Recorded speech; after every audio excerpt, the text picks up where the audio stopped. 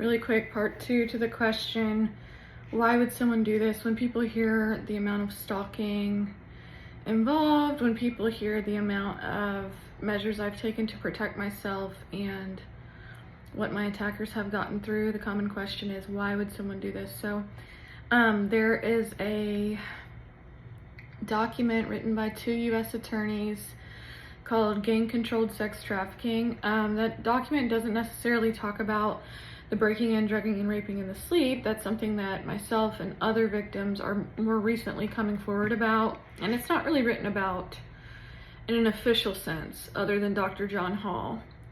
But anyways, in that document, it basically says that with this, obviously there's a lot of overlap in what my attackers are doing to me with the gang stalking and the rape trafficking. And in the document, it talks about how the victims of these pimps, these traffickers, they want to make at least $200,000 a year off the bodies of each of their victims. So when people are trying to say, how could people possibly rape you every single night?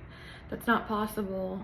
Or why would someone do all this? When something I've heard recently is, why would somebody do all this when you're not an easy target? Which I agree with.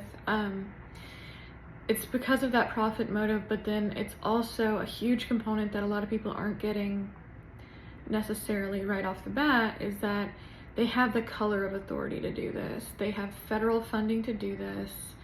These are racketeers that work for the US government, whether federal, local, etc.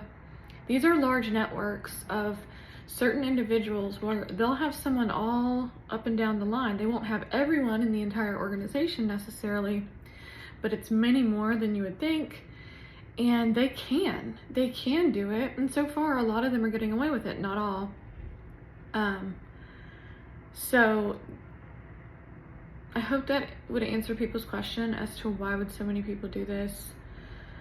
I guess I need to acquaint the TikTok account a lot more with the specifics of what I've been victim to and what I've done to protect myself. Haven't necessarily done too much on that yet.